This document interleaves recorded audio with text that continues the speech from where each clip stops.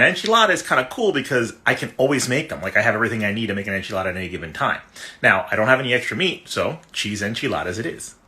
To make a cheese enchilada, all I really need is tortillas and cheese. Now, tortillas.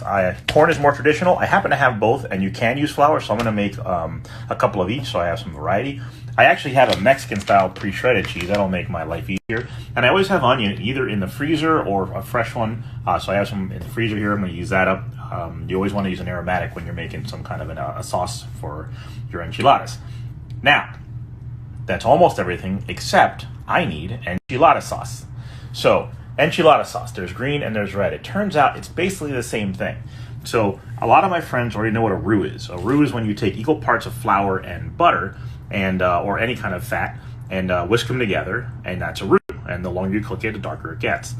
If you add cream or milk to the roux, you get a bechamel, useful for cheese sauces or maybe a lasagna. But if you mix in chicken stock, you get a sauce called a velouté, and that's what I have going here.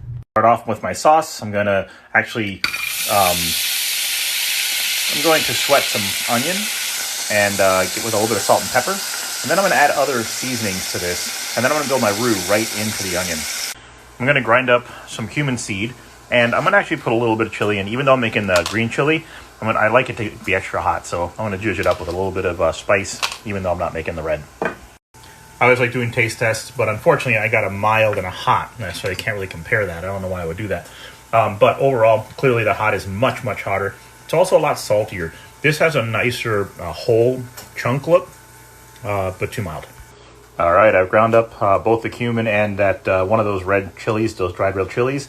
I'm going to add the oregano and this into my onions now. My onions are nice and soft, and they've taken on the beautiful flavors of the cumin and the chili powder and the oregano. So it's time to build my roux right here into this. So I'm going to take a tablespoon of butter and a tablespoon of flour.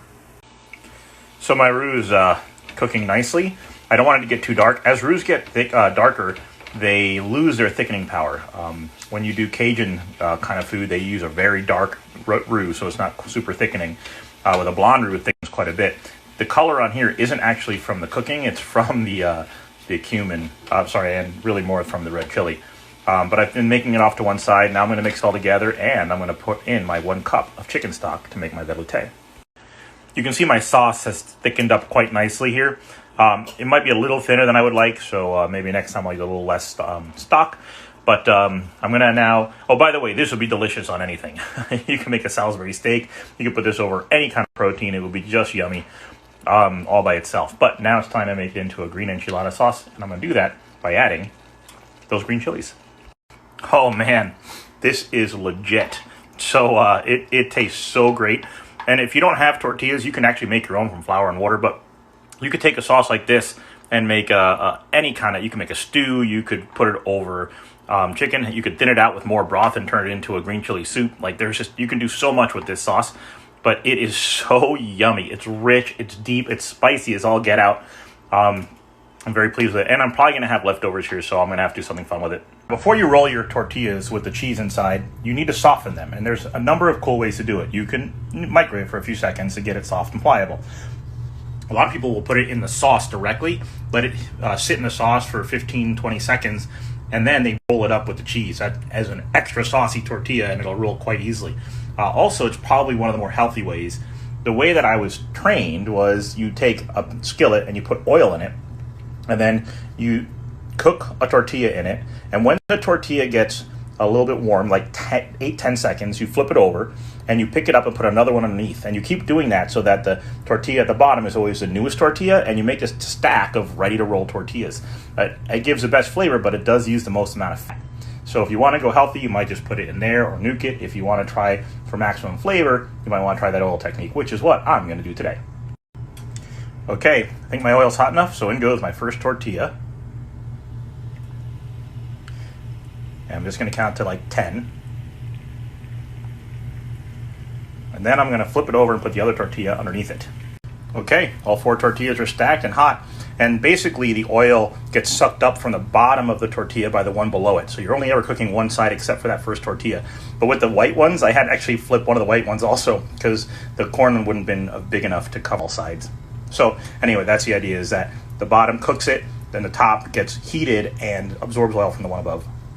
Now, I've always put sauce on the bottom to prevent sticking, but I saw this recipe where they put cheese on the sauce and then the enchiladas on the cheese. That seems like a crazy idea, but I'm always up for trying something I've never tried before. So I'm going to put cheese directly on the sauce and then put the tortillas on top of that. The flour one's so big, I decided to make 2 corn and 1 flour. So now I'm going to top this with the sauce and then add some more cheese on top. Also, if you don't have shredded cheese, you could literally just take a cheese stick. I have Southwest cheese sticks and pepper jack cheese sticks. You put one of those, wrap the tortilla around that, put it in there, and you get yourself a quesadilla anyway. I'm sorry, an enchilada anyway. And there we go. 3 enchiladas ready to put in the oven. I'm going to put in the oven for just like 12-15 minutes until the cheese is nice, hot, and bubbly, and it is time to eat. And there it is, all hot and bubbly. I love this tiny little casserole dish because I make sure I don't eat too much. This is probably enough for 2 servings, although I might gobble it all down right now. But let's cut this in half and serve myself. Well, I committed a little bit of sacrilege. I cut them this way, so I want to make sure I got a little bit of corn and flour. So I have a bunch of half enchiladas right now. So I think they'll taste just great. Half was plenty when I remembered I had my leftover Brussels sprouts and rice. So that's going to be great. Now, my favorite part. First, the more traditional corn. If you don't think you can make enchilada sauce out of your staples in your pantry, guess again, because this is legit. I think if anybody ate this, they would think it was all fresh ingredients. It is so good. I love the corn, the texture of the corn, the flavor of the corn. I was raised on corn, so I'm biased. But let's try some of the flour.